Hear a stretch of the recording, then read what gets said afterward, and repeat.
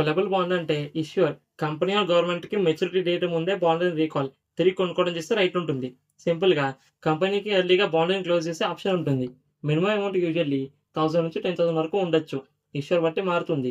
Corporate బాండ్స్‌లో కొన్ని కేసెస్‌లో 1,00,000 కూడా ఉంటుంది. మాక్సిమం లిమిట్ జనరల్లీ ఉండదు. ఇన్వెస్టర్ కెపాసిటీ బట్టి ఇన్వెస్ట్ చేయొచ్చు. డ్యూరేషన్ యూజువల్లీ 5-20 ఇయర్స్ వరకు ఉండొచ్చు. Call option mostly third year, fifth year ఆ స్పెసిఫిక్ పీరియడ్ తర్వాత యాక్టివేట్ అవుతుంది. ఎగ్జాక్ట్ కాల్ డేట్ ప్రాస్పెక్టివ్స్‌లో మెన్షన్ చేస్తారు. ఇంట్రెస్ట్ రేట్ నార్మల్ బాండ్స్ కన్నా కొంచెం ఎక్కువ ఇంట్రెస్ట్ ఇస్తారు. ఇండియాలో కార్పొరేట్ కొలబుల్ బాండ్స్ అప్రాక్సిమేట్లీ 7-10% రేంజ్‌లో ఉండొచ్చు. మార్కెట్ కండిషన్స్ బట్టి మారుతుంది. ఇంట్రెస్ట్ ఫిక్స్డ్‌గా ఉంటుంది. మోస్ట్‌లీ హాఫ్ ఇయర్లీ లేదా ఇయర్లీ పేమెంట్స్ ఉంటాయి. ఎలా వర్క్ అవుతుంది? ఇన్వెస్టర్ బాండ్ కొన్నాడు. ఇష్యూవర్ రెగ్యులర్‌గా ఇంట్రెస్ట్ పే చేస్తాడు. మార్కెట్‌లో ఇంట్రెస్ట్ రేట్స్ తగ్గితే ఇష్యూవర్ బాండ్‌ని రీకాల్ చేస్తాడు. ప్రిన్సిపల్ అమౌంట్ ఇన్వెస్టర్‌కి రిటర్న్ చేస్తాడు. రిస్క్ ఏంటి? ఎప్పుడు రీకాల్ చేస్తారు?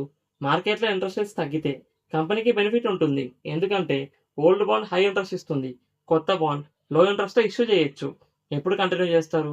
మార్కెట్‌లో ఇంట్రెస్ట్ రేట్స్ పెరిగితే ఓల్డ్ బాండ్ ఆల్రెడీ లో ఇంట్రెస్ట్ ఇస్తున్నారు. కాబట్టి రీకాల్ చేయరు. బాండ్ నార్మల్‌గా మెచ్యూరిటీ వరకు కంటిన్యూ అవుతుంది. ఎగ్జాంపుల్ తీసుకుందాం.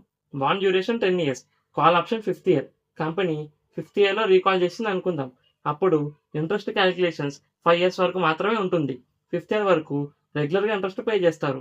ఫిఫ్త్ ఇయర్‌లో ప్రిన్సిపల్ అమౌంట్ రిటర్న్ చేస్తారు. సిక్స్త్ ఇయర్ నుండి ఇంట్రెస్ట్ ఉండదు. ఎందుకంటే బాండ్ క్లోజ్ అయిపోయింది. ఎవరికి సూటబుల్? హై ఇంట్రెస్ట్ యాక్సెప్ట్ చేసే వాళ్ళకి, మీడియం టర్మ్ కోసం ఇన్వెస్ట్ చేసే వాళ్ళకి, రిస్క్ హ్యాండిల్ చేయగలిగే ఇన్వెస్టర్స్‌కి. కంక్లూజన్ కొలబుల్ బాండ్ అంటే high interest plus early repayment risk ఉంటుంది.